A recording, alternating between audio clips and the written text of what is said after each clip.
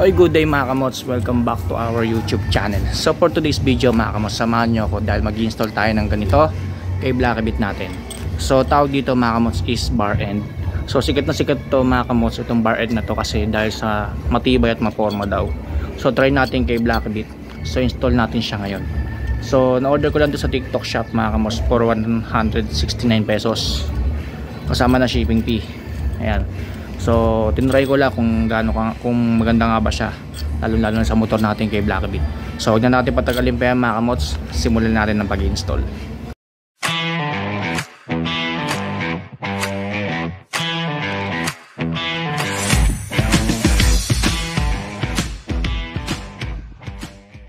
Alright, so yan si Blackibit natin mga kamots na. So tanggalin natin yung luma niyang bar end. Ayan, so kulay itim yung lumang bar end niya. And then naka-allen bolt. So tanggalin lang natin siya mga kamots. Ayan, so gamit tayo ng allen screw. Ayan, tatanggalin natin.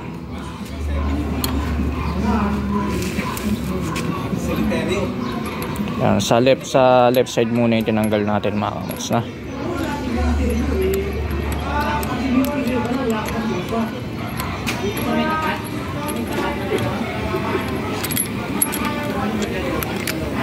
Ayan. So bali natanggal na natin yung sa left side. So buksan na natin tong bar end. Ayan. So isa lang muna yung kinuha natin mga kamots na. So ito mga kamots, ito na yung pinaka bar end in order natin. So meron siya kasamang screw sa loob, bolts, tapos ito na yung pinaka bar end nya.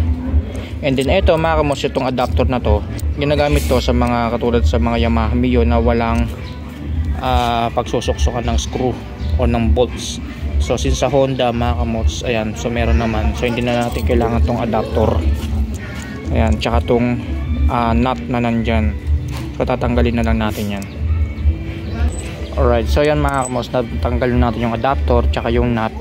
So gagawin natin, sasalpak na rin agad natin dito sa handlebar natin.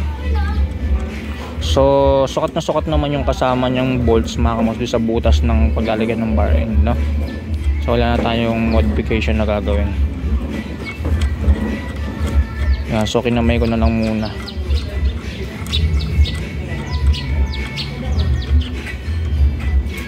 Then saka natin higpitan ng allen screw.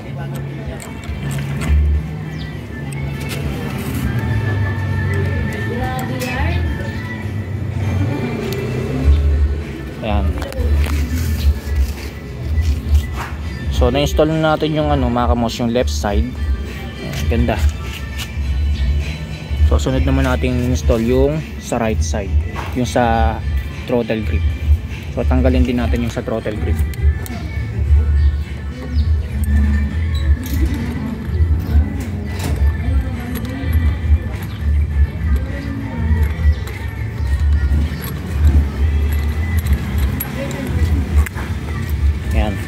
So natanggal na natin sa throttle grip.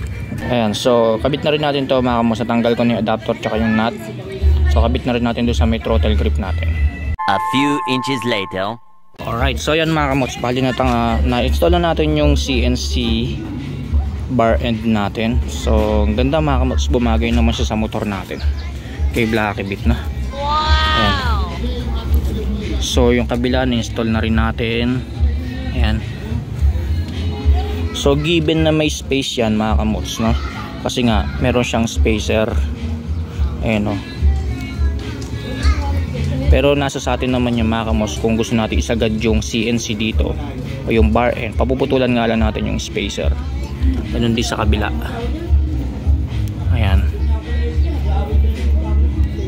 So talagang may space talaga siya dahil nga dun sa spacer. Ayan. So far goods naman siya mga kamots. Mukhang matibay naman, tsaka maporma rin kasi nga stainless or CNC yung ginamit. Ayan. So again, sa TikTok ko lang na-order to mga kamots, no? So for 169 pesos kasama na yung shipping fee. Ayan. So dito ko na tatapusin yung vlog ko mga kamots, no? So mini vlog lang to kasi gusto ko lang ipakita sa inyo mga kamots, sa mga nagbabalak din umorder ng ganitong CNC, lalo na sa mga motor ninyo, mostly sa Honda Beat FI version 2. So pwede siya actually mga kamos, no? Actually pwede pa nga siya sa Beat version 3 ng Honda Beat. Sa Honda Click yan, so pwede siya. Kahit sa mga Yamaha, doon sa pinakita kong adapter, yun lang yung magiging ano nyo, yung pagkakabitan ng bolts para maikabit nyo yung CNC bar end. So dito na lang mga kamos, maraming salamat sa inyo. Stay safe, ride safe always.